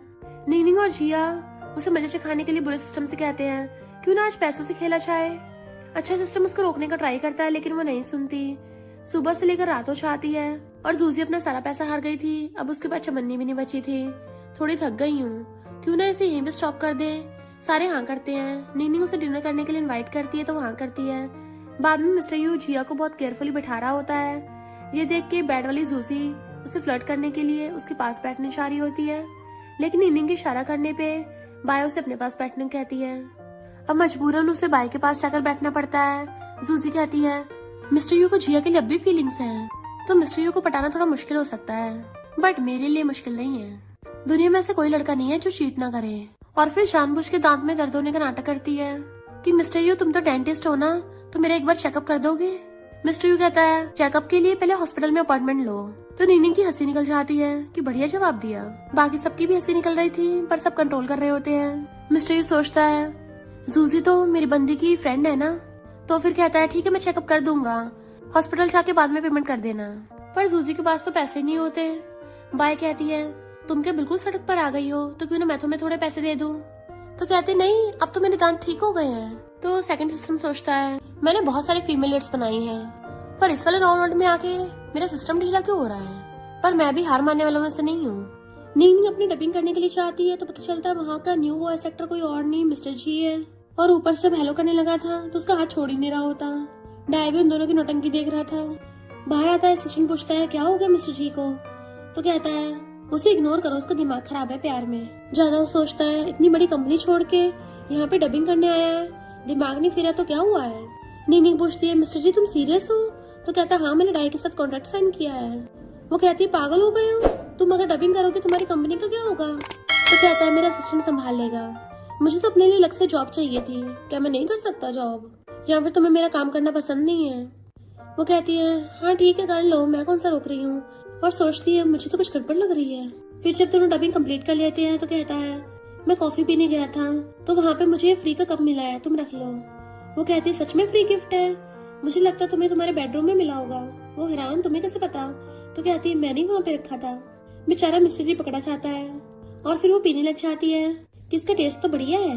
मिस्टर जी पूछता है तुमने अपना नेकलेस क्यों उतारा? तो कहती है कुछ ज्यादा महंगा था ना इसलिए। मिस्टर जी कहता है तुम जानबूझ के मुझे अवॉइड कर रही हो ना, और एक्टिंग करने लग गया था कि तुमने मेरा फर्स्ट टाइम ले लिया है और अब तुम मेरी रिस्पॉन्सिबिलिटी भी नहीं ले रही हो। मेरी इज्जत लेने के बाद तुम इतना क्रूर बिहेव कैसे कर सकती हो? नीनी के तो होश उड़ गए थे कि नॉवल में ग्रीन टी तो देखी थी, ग्रीन टी पहली बार देखा है। और कहती है अरे यार मैंने तो कुछ भी नहीं किया था, तुमने स्टार्ट किया था। और सोचती अगर मुझे पहले पता होता ये ग्रीन टी है तो मैं तो शर्माती नहीं और इतना सॉफ्ट हार्टेड बिहेव नहीं करती। और कहती है अब खुद ही बताओ कि इस सबको रोकने के लिए मैं क्या करूं? मिस्टर जी क्लोजर कहता है सबसे पहले तुम्हें मुझे प्रेसिडेंट जी नहीं बोलना। वो आंखें बंद करके हाँ बोले जा रही थी तो मिस्टर जी कहता है और मेरे साथ लंच करना है। तो कहती ठीक है, पर जैसे हाई स्कूल की देखती है वो तो स्माइल कर रहा था। तो कहती है दोबारा वो वाली बात बीच में मत लाना। डाया अपने ऑफिस में आता है असिस्टेंट के साथ, तो वहाँ पे पहले सूजी थी। उसके क्लोज आके कहती है बॉस मुझे आपसे कुछ काम की बात करनी है। तो वो असिस्टेंट को बाहर भेज देता है और खुद चेयर पे जाके बैठ गया था। तो जूसी उसका फोन दिखाते क्लोज होने लग जाती है, बट रियल वाली जूसी जो इमेजिनेशन में थी कहती है अरे इसने तो मेरा सिग्मा एरा ही खत्म कर दिया। मैं जो कभी किसी को भाव नहीं देती डाय के सामने कैसी बन बन के दिखा रही है। फर्स्ट सिस्टम तो मजे से सो रहा था तो वो भी गिर जाती है। सेकंड सिस्टम कहता है अब देखना मैं क्या क्या करता हूँ। तो कहती है हाँ मैं तो बस अपने टपकने का वेट कर रही हूँ यहाँ बैठी हुई। डाय कहता है अब तुम मुझे ओपन ही बोल रही हो। तो कहती है अगर बॉस तुम्हें सुनना पसंद है तो मैं प्राइवेट में बोल सकती हूँ। डाय कहता है कोई जरूरत नहीं है। और फोन में देखते जैसे उसकी तरफ फेस करता है वो उसके कुछ ज्यादा क्लोज थी। तो कहता है तुम क्या मुझे पटा रही हो? लगता तुम्हें पता नहीं है जो लड़की मुझे पटाने की कोशिश करती है उसकी एंडिंग बहुत खराब होती है। वो उसका हाथ पकड़ कहती है क्यों क्या हुआ, तुम खुद को कंट्रोल नहीं कर पा रहे और मेरे प्यार में गिर रहे हो। डाय कहता है लगता तुम्हें कुछ ज्यादा घमंड है। तो ठीक है मैं तुम्हें चैलेंज करता हूँ, अगर तुमने मुझे एक हफ्ते में पटा लिया तो मैं तुम्हें अपनी वाइफ बना लूंगा और इस कंपनी की बॉस की वाइफ बन जाओगी। पर अगर एक हफ्ते बाद मैं तब भी तुम्हें इंटरेस्टेड ना हुआ तो तुम्हें मुझे 10 मिलियन का कंपनसेशन करना होगा। सेकंड सिस्टम सोचता है काम मुश्किल है पर हार मानना तो मेरी डिक्शनरी में है ही नहीं, और वो हाँ कर देती है। इनफैक्ट वो सेकंड सिस्टम के कंट्रोल में है ना। जूसी को सैड देख फर्स्ट सिस्टम उसको मोटिवेट करने लग जाता है कि मैं तुम्हें तुम्हारी बॉडी में वापस भेज दूंगा। मिस्टर जी नीनी को फ्रूट्स देकर बाहर आता है तो उसको जूसी देख लेती है कि सोचा नहीं था फर्स्ट मेल लीड यहाँ मिल जाएगा। उसके सामने बंठन की जाने लगती है, वो इग्नोर कर जाता है, जानबूझ के उससे टकरा जाती है कि सॉरी मैंने ध्यान नहीं दिया, तुम ठीक तो हो ना, क्यों ना मैं तुम्हें डिनर की ट्रीट दे दूं। और सोचती है फर्स्ट मेल लीड किसी का रोना बर्दाश्त नहीं कर सकता और जानबूझ के रोने की एक्टिंग करने लग जाती है, या फिर मैं तुम्हारे लिए खाना बना दूं, मेरी कुकिंग स्किल्स बढ़िया है। पीछे से डाई आ रहा था। मिस्टर जी उसे कहता है ब्रो अपनी बंदी को संभाल के रख। तो डाई उसको मुंडी पकड़ के अपनी तरफ कर लेता है। वो सोचती है इसको भी यही टाइम पे आना था, सारे प्लान की बैंड बजा दी और जूसी को अपने साथ ले जाता है। जूसी कहती है ओपा क्या तुम जेलस हो गए थे? मिस्टर जी उसको देखने लगा था, तभी फर्स्ट सिस्टम अपना काम पे लग जाता है जिसकी वजह से रियल वाली जूसी बाहर आ गई थी। सेकंड वाले सिस्टम का उसकी बॉडी से कंट्रोल हट गया था। तो जूसी सोचती है अरे नहीं ये क्या हो गया, मैं इतने एम्बेरेस्ड मोमेंट पे बाहर क्यों आई हूँ, और वहां से भागने लगती है पर डाय उसे पकड़ लेता है और उसे उल्टी को खींच के ले गया था, जबकि वो मना कर रही थी कि नहीं नहीं मुझे तुम्हारे साथ नहीं जाना। पर डाई तो उसको सीधा ऑफिस रूम में ले आता है, गेट बंद कर देता है। तो कहती है बॉस मुझसे गलती हो गई, प्लीज ऐसे प्रिटेंड करो जैसे मेरा दिमाग घूम गया था। बट डाई तो उसके क्लोज आने लग जाता है, तो वो डरती हुई पीछे को हो रही थी कि प्लीज मुझे कुछ मत करना, समझो मैंने कुछ किया ही नहीं है। बट डाई उसका फेस पकड़ कहता है सुबह तो बड़ी एरोगेंट बन रही थी। तो कहती है बॉस सच तो ये है कि सुबह वाली वो मैं नहीं थी, वो मेरी दूसरी वाली आत्मा थी, वरना मुझ में थोड़ी ना इतनी हिम्मत है तुम्हारे खिलाफ कुछ करूंगी। डाई कहता है तुम्हें क्या लगता है मुझे बेवकूफ बनाना आसान है? तो कहती है प्रॉमिस करती हूँ सच बोल रही हूँ। वो कहता अच्छा और कितने प्रॉमिस करोगी? तो वो उसके सामने हाथ छोड़ने लग जाती है कि बॉस प्लीज मुझे जाने दो। तो डाई को हंसी आ जाती है, वो खुश होती है तो तुम गुस्सा नहीं हो? डाई उसको पैर से हिलाते हुए कहता है मैं कभी अपनी बात से नहीं मुकरता, हाँ मैं तुम्हें थोड़ा बहुत इंटरेस्टेड हूँ, तो अगले हफ्ते तक पूरे अच्छे से फोकस करना कि मुझे अच्छे से पटा पाओ ताकि मैं तुम्हें और ज्यादा इंटरेस्टेड हो जाऊँ। क्योंकि आज जो कुछ भी हुआ अगर वो दोबारा हुआ, उसका गला पकड़ के क्लोज होता है तो आगे क्या होगा इसकी मैं भी गारंटी नहीं देता। वो कुछ बोलने वाली थी तो उसके लिप्स पे फिंगर रख के चुप करा देता है।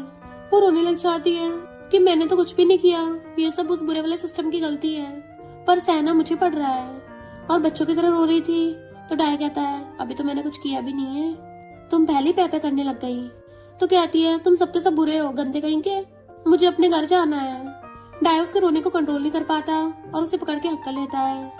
ठीक है आपसे तुम्हें कोई भी बुली नहीं करेगा। उसे प्यार से बच्चों की तरह सराहने लगा था, जबकि उसका असिस्टेंट गेट पे कान लगा के सुन रहा होता है कि दोनों रूम के अंदर है। चीखने चिल्लाने की आवाजें आ रही हैं। वो जूजी ने बॉस को इतनी जल्दी पटा लिया। जूजी के आंसुओं से डाया का कॉलर गीला हो गया था तो उसको प्यार से सहलाता है। जूजी कहती है प्लीज सुबह वाली बात भूल जाना, मैंने इतने सालों से तुम्हारी कंपनी में मेहनत की है। तो डाय हाँ कर देता है कि अभी मत रो, हो सकता तुम्हें बाद में रोना पड़े। वो हैरान। तो डाय अपना ब्लेज निकालते कहता है एक हफ्ता होने में भी टाइम है, तो सोच समझ लो तुम्हें आगे क्या करना है। और अपनी शर्ट के बटन खोलने लगा था। वो जल्दी से ऑफिस से बाहर चलने लगती है पर फिर रुक जाती है। तो कहता है जल्दी फिगर आउट कर लिया क्या करना है। तो कहती है मेरे पास टैक्सी के लिए पैसे नहीं है, थोड़ा सा उधार दे दो। तो वो उसको ऑनलाइन ट्रांसफर कर देता है कि आगे से तमीज से मिलना। तो कहती है ओके बॉस। और जैसे गेट खोलती है असिस्टेंट गेट पे लटका हुआ था, बट वो तो भाग जाती है। असिस्टेंट आके देखता है बॉस अपने कपड़े पहन रहे हैं और सोचता रहे नहीं ये लोग तो ऑफिस में स्टार्ट हो गए थे। इधर नीनी फ्रूट्स खा रही थी। मिस्टर जी आके कहता है वो जूजी थोड़ी अजीब है, तुम मुझसे बच के रहना। वो ओके बोल के उठ के चलने लगी थी तो उसका हाथ पकड़ लेता है, तो मुझे थोड़ी डबिंग सिखा सकती हो। वो हाँ कर देती है। तो कहता है यहाँ पे डिस्टर्ब होगा, विला में चलते हैं, वहाँ प्रैक्टिस कर लेंगे। जैसे वो दोनों जाने लगे थे तभी जूसी रोते हुए भाग के आती है और नीनी को हक कर लेती है कि तुम्हें पता भी क्या हुआ, वो डाय को पटा रही थी। नीनी हैरान और पूछती बताओ क्या हुआ है, पर जूसी मिस्टर जी को देख के अपना फेस छुपा रही होती है। तो नीनी के इशारा करने पे मिस्टर जी उन दोनों को किला छोड़ के चला जाता है। जूसी निंगनिंग को सब कुछ बता देती है कि मेरे डाय के साथ शर्त लग गई है, अगर उसे एक हफ्ते के अंदर नहीं पटाया तो मुझे कंपनी से ब्लैकलिस्ट कर देगा। निंगनिंग सोचती है अरे बाप रे फोर्स्ड लव ऐसा होता है, मुझे नहीं पता था डाय ऐसा है। और फिर निंगनिंग उसको छुपाने लग गई थी, बट मिस्टर जी एक लड़की से जेलस होने लग जाता है और कहता है निंगनिंग वापस चलते हैं। तो निंगनिंग जूजी को बाय करके चली जाती है मिस्टर जी के साथ। जैसे दोनों विला में आते हैं मिस्टर जी उसका सैंडल निकाल के उसको स्लीपर पहनाने लगता है। तो सोचती है इसने विला को बिल्कुल पहले जैसा बना रखा है जैसे मैं अभी इसके साथ रहती हूँ। फिर वो उसको बैठ के डबिंग सिखाने लगी थी कि वॉइस कहाँ से निकालनी होती है, एंड ये करते उसकी बॉडी को टच करती है। बट मिस्टर जी तो पूरा फील ले रहा होता है और क्लोज होने पर उसे किस करने वाला था, बट वो एकदम खड़ी हो जाती है और जाने लगी थी तो उसका हाथ पकड़ लेता है। खड़ा होकर उसे पकड़ के अपने क्लोज कर लेता है और फिर अपने कपड़े निकालने लगा था और कहता है तुमने मुझे इतनी अच्छी डबिंग सिखाई है और मुझे तो मेरे पे करना चाहिए। उसका गला पकड़ के उसको किस करने लगा था, बहुत जोर से किस कर रहा था और पूछता है मैं तुम्हारे साथ ऐसे बिहेव करता हूँ, क्या तुम मुझे हेट करती हो। वो कुछ नहीं बोल पाती तो उसका हाथ पकड़ के अपने ऊपर रखवाने लगा था कि अब तुम मुझे जैसे चाहे पनिश कर सकती हो। उसके दोनों हाथ पकड़ के अपने गले में रखवा लेता है और फिर क्या दोनों कंट्रोल नहीं कर पाते और एक दूसरे को किसिंग करने लगे थे। किसिंग करते करते बेड पे गिरा लेता है। इधर ये दोनों परेशान थे क्योंकि जिया निंगनिंग को मैसेज कर रही होती है बट वो फोन नहीं उठा रही थी। मिस्टर यू कहता वो डाय की कंपनी में, उसे कुछ नहीं होगा। इनफैक्ट ये दोनों तो इधर रोमांस करने के बाद सो रहे थे। जिया उसे फोन करने जा रही थी तो मिस्टर जी फोन उठा लेता है और बताता है कि वो सो रही है और मेरे साथ एकदम सेफ। जिया गुस्से से कहती है हम लोगों को साथ में खाना खाना है तो उसे आधे घंटे में लेके पहुंच जाओ। और फिर फोन काटने के बाद गुस्से से मिस्टर यू से कहती है अगर तुमने भी मुझे उसकी तरह फोर्स किया ना तुम्हें बाहर निकाल दूंगी लात मार के। वो कहता है नहीं वाइफ, मेरी तो कभी ऐसा करने की हिम्मत नहीं होगी, प्रॉमिस करता है और उसे पकड़ लेता है कि शांत हो जाओ। नीनी तो मस्त सो रही थी। मिस्टर जी कहता उठ जाओ, घर पे तुम्हें डिनर के लिए लेके जाना है, पर वो उठ ही नहीं रही होती। मिस्टर जी कंट्रोल नहीं कर पाता, फिर से उसको किस करने लग जाता है। तभी निंगनिंग उठ जाती है कि क्या कर रहे हो, मुझे सांस भी नहीं आ रहा और मैं बहुत थक भी गई हूँ, मुझे सोते हुए डिस्टर्ब मत करो। तो बताता है कि तुम्हारी बेस्टी की तुम्हारी चिंता हो रही थी, उसने बोला कि अगर मैं तुम्हें डिनर पे नहीं लेके आया तो वो मुझे टपका देगी। तो कहते ठीक है थोड़ा सोने के बाद चलूंगी और मेरे लिए डबिंग से छुट्टी ले लेना, मेरा गला खराब है तो कल को रिकॉर्डिंग नहीं कर पाऊंगी और तुम जाके कपड़े पहन लो। ब्लैंकेट के अंदर अपने कपड़े लपेटने लगी थी तो वो भी शर्ट के बटन बंद करने लग जाता है। इधर डाय कहता है इतनी दूर क्यों खड़ी हो, मैं कौन सा तुम्हें खा जाऊंगा, चलो मेरे पास आओ। पर जूसी तो बस एक दो कदम आगे हो रही थी। डाय कहता भूलो मत तुम्हारे पास सिर्फ एक हफ्ता है, ऐसे टाइम वेस्ट करोगी तो हार जाओगी। तो जूसी एकदम से उसको मसाज करने लग जाती है कि बॉस ऐसा मत करो, मैं अभी प्रिपेयर नहीं थी। वो कहता अच्छा फिर अब प्रिपेयर हो जाओ। तो सोचती है मैं इसको कैसे बताऊं कि वो कल वाली मैं नहीं थी। डाया उसको अपनी गोदी में बैठने का इशारा करता है तो वो डरती हुई हिम्मत करके थोड़ा सा बैठने लग जाती है, पर डाया तो उसे पकड़ के अपनी बाहों में खींच लेता है। दोनों एक दूसरे को दिखने लगे थे, पर फिर कहती है फोर्स्ड लव बिल्कुल भी सही नहीं होता। तुम्हें पता नहीं कंपनी में ऑफिस रोमांस नहीं होता। और सोचती भले ही बहुत ज्यादा टॉल हैंडसम और रिच है, पर है तो मेरा बॉस ना।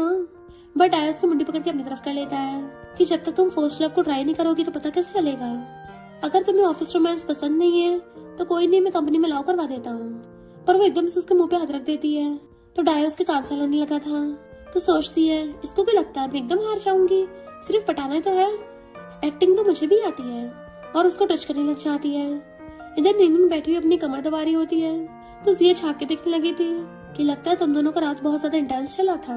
तभी कोई डिलीवरी करके जाता है। इनफैक्ट मिस्टर जी ने नीनी के लिए खाना भिजवाया था और उसके गले की मेडिसिन भी, तो ब्लश करने लग जाती है। और जिया भी उसको फुल छेड़ रही थी।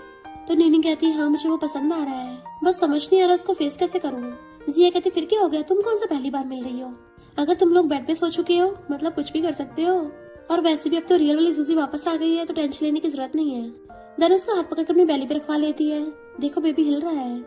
तो नीनी उसके बैली पे कान लगा के सुनने लग जाती है कि बेबी कितना क्यूट है। इधर मिस्टर यू ने अपनी वाइफ का ध्यान रखने के लिए हॉस्पिटल से 1 साल की छुट्टी ली थी। वो बस इम्पोर्टेंट काम के लिए हॉस्पिटल आता है कभी कभी। तभी वहाँ पे जूजी आती है, तो उसके डॉक्टर फ्रेंड को लगता है कि ये उसकी बंदी है, बट वो जानबूझकर उनके सामने ही अपनी बंदी कॉल करता है ताकि उनको पता चल जाए कि उसका जूजी से कोई लेना देना नहीं है। जूजी हैरान थी, नॉवल के दोनों मिनट्स तो काफी अलग है। इनफैक्ट फिर से उस पे सेकंड सिस्टम ने कब्जा कर लिया था। दोनों सिस्टम्स के अंदर फाइट चल रही होती है कि अगर ये मिशन कंप्लीट नहीं हुआ तो नॉर्मल वर्ल्ड खत्म हो जाएगा, जिससे रियल वाली जूजी बाहर आ जाती है और सोचती है कि सच में वर्ल्ड खत्म हो जाएगा। डाया उसको कॉल करके अपनी कार में बुला लेता है। गुस्से से उसको घूरता है तो उनका दूसरे लड़कों से मिलने आई थी, तो कहती है प्रॉमिस करती दोबारा दूसरे लड़कों से नहीं मिलूंगी। बॉस कहता है लगता तुम्हें लॉक करना पड़ेगा, तो कहती प्लीज ऐसा मत करना, और हाथ छोड़ने लगती है। बट उसका हाथ ही पकड़ लेता है कि अब तो हम सीधा घर जाके बात करेंगे। तो सोचती है मेरे साथ हो क्या रहा है, सारे बुरे कांड वो करके चाहती है और भुगतना मुझे पड़ता है। फिर जिया बहाने से नीनी को डिनर पे लेके जाने लग जाती है। नीनी को शक होने लगा था, तो जिया कहती है प्लीज ऐसे प्रिटेंड करना जैसे तुम्हें पता ना हो। देन वो लोग कार से निकलते हैं, तो मिस्टर यू आके अपनी वाइफ को पकड़ लेता है। नीनी जैसे अंदर से आती है तो ये तीनों कहते हैं प्लान काम कर रहा है। एंड मिस्टर यू और बाय प्रेग्नेंट जिया को पकड़ के ले जाते, वहाँ से अंदर ही नहीं जाते, क्योंकि अंदर मिस्टर जी खड़ा हुआ नीनी का वेट कर रहा था। वो अंधेरे में आती उसे टकरा जाती है, एकदम डर गई थी। तो मिस्टर जी उसको नेकलेस पहनाता है और उसे पकड़ के अंदर ले आया था। देन चुटकी बजाती लाइट ऑन होती है, तो देखती है उसने पूरी डेकोरेशन कर रखी है उसके लिए। उसके कुछ बोलने से पहले उसके लिप्स पे फिंगर रख देता है। देन उसका हाथ पकड़ कर अपनी चेस्ट पे रखवा देता है कि कॉन्ट्रैक्ट तो कब का खत्म हो गया है, पर मैं तुम्हारे साथ फिर से स्टार्ट करना चाहता हूँ, तो क्या तुम मुझे मेरी गर्लफ्रेंड बनने का चांस दोगी। वो तो उसके कपड़ों में हाथ डालने लग जाती है और कहती है अच्छा ये तुम्हारा प्लान था, डबिंग करते हुए सीक्रेटली मेरे कलीग बन जाना और धीरे धीरे मुझ पर ट्राई मारना ताकि तुम रोज मुझे देख सको, फिर मुझे चेस कर सको। वो कहता सही कहा। तो उसकी और ज्यादा टच करने लग जाती है। तो क्या कल भी एक्सीडेंट था या फिर वो भी एक्टिंग थी, मुझे बता रहे थे। तो कहता नहीं वो तो अचानक से हो गया, तुम्हारे साथ घर पे अकेला रहना चाहता था पर मैं कंट्रोल नहीं कर पाया। वो मुंह बनाती हुई कहती है अगर मैं हाँ ना करूँ तो क्या करोगे। तो कहता है मैं फिर से स्टार्ट करूंगा और मुझे अपने उस एरिया की एबिलिटी पे पूरा भरोसा है। तो कहती है गंदे कहीं के कैसी बातें करते हो, पर अगर मैंने किसी और को अपना बॉयफ्रेंड बनाने के लिए चूज कर लिया तो तुम क्या करोगे। तो कहता है मैं ऐसा होने नहीं दूंगा, किसी और को तुम्हारे आसपास भी नहीं भटकने दूंगा। वो कहती है अगर मैंने तुम्हें हाँ कर दिया तो कहता है फिर मैं हमेशा तुम्हारे साथ रहूंगा, तुम्हारा हमेशा ध्यान रखूंगा, फिर चाहे मैं जिंदा हूँ या टपक गया हूँ। तो उसके मुंह पे हाथ रख देती है, ये क्या नाप शनाप बोल रहे हो। तो वो उसका हाथ पकड़ के हाथ पे किस कर देता है, मैं तुम्हारे बिना एक दिन भी नहीं रह पाऊंगा, प्लीज मुझे भी थोड़ा सा लव दे दो। तो कहती जब तुम इतना बोल रहे हो तो फिर ठीक है, मैं भी मान जाती हूँ। तो मिस्टर जी खुश होकर उसके फोरहेड पे किस कर देता है और दोनों एक दूसरे को हक कर लेते हैं। और ये तीनों उन दोनों को छुपके देख रहे होते हैं और उन दोनों को साथ देके बड़ा खुश होते हैं। जिया कहती है मेरे दिमाग में ख्याल आया है, अगर नीनी ने मिस्टर जी से शादी करने के लिए हाँ कर दिया तो मैं भी तुमसे शादी कर लूंगी और हम लोग साथ में वेडिंग फोटो खिंचवाएंगे। मिस्टर यू के इशारा करने पर बाय चुपके से उसको फ्लावर बुके लाके देती है एंड वो भी वहीं पे जिया को प्रपोज कर देता है कि अब तो मुझे फैंसी का टाइटल दोगी ना। तो वो हंसते हुए फ्लावर्स ले लेती है। ऑफ कोर्स मुझे रोज तुम्हारे हाथ का खाना जो खाना है। तो वो खुश होकर उसको हक करने लगा था। जिया कहती वेट, मतलब तुम्हारी भी सब प्लानिंग थी, तुम दोनों भाई एक जैसे हो। वो कहता हाँ पर तुम कितनी क्यूट हो। और दोनों एक दूसरे को फोरहेड से टच करने लगे थे।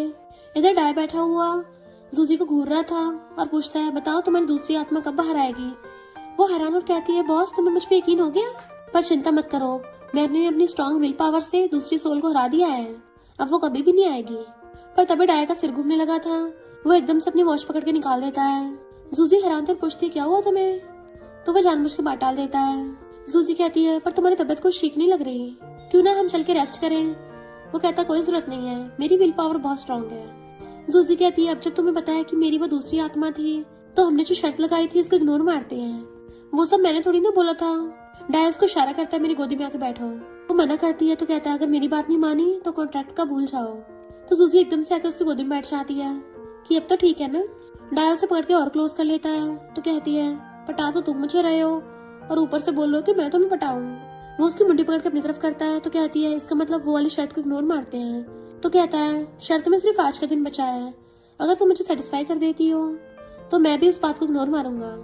तो कहती ठीक है, पर बाद में मुकरना मत। और पूरी हिम्मत करके उसको किस करने लग जाती है। डाय कहता है, तुमने कभी किस नहीं किया है क्या? कितनी बेकार किस करती हो, लगता दूसरी बार किस करना पड़ेगा। वो हैरान, क्या सच में? डाय से पढ़ के आता है, आज तुम बहुत लकी हो, आज मैं तुम्हें खुद सब कुछ सिखाऊंगा। और उसकी मुंडी पकड़ के उसको जोर से किस करने लग जाता है। वो तो उसको ऐसे किस कर रहा था जैसे आज कच्चा चबा जाएगा, और दोनों पैशनेट किस करने लग गए थे। तो पूछता है, क्या हुआ, तुम ठीक तो हो ना? वो नर्वस होती हुई पूछती है, अब तो वो शर्त नहीं रही ना? डाय जैसे हाँ करता है वो उठने वाली थी उसकी गोदी पे से, बट वो उसको फिर से पकड़ लेता है। मेरे पास एक न्यू आइडिया है, हम लोग न्यू शर्त लगाते हैं। तो कहती है, झूठे कहेंगे? डाय उसको टच करता हुआ कहता है, बॉस हमेशा अपने एम्प्लॉयज को एक्सप्लॉइट करते हैं। और उसे एकदम से झटके से बेड पे गिरा देता है और एकदम से स्टाइल से खड़ा हो गया था, वो भी उसके ऊपर। इधर मिस्टर जी सबके सामने निंगनिंग के मॉम डैड को समझाता है कि मैं इससे बहुत ज्यादा प्यार करता हूँ, बट मॉम डैड अभी भी कॉन्ट्रैक्ट वाली बात के लिए गुस्सा थे कि तुमने हमारी बेटी का फायदा उठाया। तुम्हें क्या लगता है हमारी बेटी कोई चीज है? मिस्टर जी यकीन दिलाता है कि वो पहले वाली बात नहीं रही है, मैं और निंगनिंग फिर से स्टार्ट करना चाहते हैं और मेरी इसके लिए एकदम ट्रू फीलिंग्स हैं। डैड को भी यकीन होने लगा था, पर मॉम डैड के मार के चुप करा देती हैं और कहती हैं, हम कैसे मान ले? मिस्टर जी कहता है, अगर आप चाहें तो मैं आपका घर जमाई भी बन सकता हूँ। तो उनको तो फंदा ही लग गया था और सबके होश उड़ जाते हैं कि मिस्टर जी प्यार में इस हद तक आ गया। निंगनिंग कहती है, मैंने सुना है कि इंसान टल्ली होकर सच बोलते हैं, तो क्यों ना मिस्टर जी को टल्ली करवा दो, फिर उसे सच उगलवा लेंगे। डैड कहते, बात तो सही है। मिस्टर जी हंसकर निंगनिंग को देखने लगा था। फिर खाना खाते हुए निंगनिंग डैड और मिस्टर जी दोनों को ड्रिंक देती है।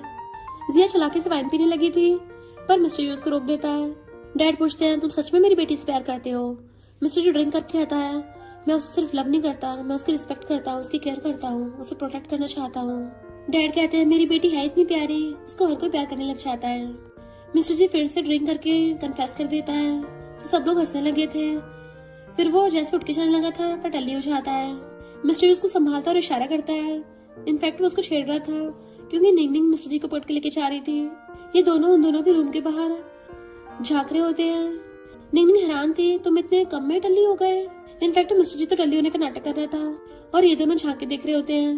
मिस्टर जी कहता है, सॉरी, मुझे माफ कर दो, मुझसे गलती हो गई, आगे से मैं तुम्हें टॉप पे रखूंगा। वो उसके मारने लग जाती है, क्या बोल रहे हो, मैं उस बात पे गुस्सा थोड़ी ना हूँ। उनकी इतनी डीप बातें सुन के इन दोनों के भी होश उड़ जाती है। निंगनिंग जैसे जाने लगी थी, मिस्टर जी से पकड़ के खींच लेता है कि आगे से मैं थोड़ा खुद पे कंट्रोल करने की कोशिश करूंगा, एकदम फास्ट और फोर्सफुली नहीं करूंगा। वो पूछती, देख लो अपनी बात में करना मत। तो कहता, अगर मैंने झूठ बोला तो मैं डॉगी होऊंगा। वो कहती, तुम टल्ली होकर कितने क्यूट लगते हो। ये दोनों बाहर खड़े होकर सुन रहे थे। तो जिया कहती है, ये कितनी नौटंकी करता है अपना प्यार पाने के लिए। मिस्टर यू कहता है, पर मेरा लव तुम्हारे लिए एकदम सिंसियर है। जिया कहती है, अच्छा, मेरी सिंपैथी पाने के लिए कौन अपनी चोट दिखा रहा था?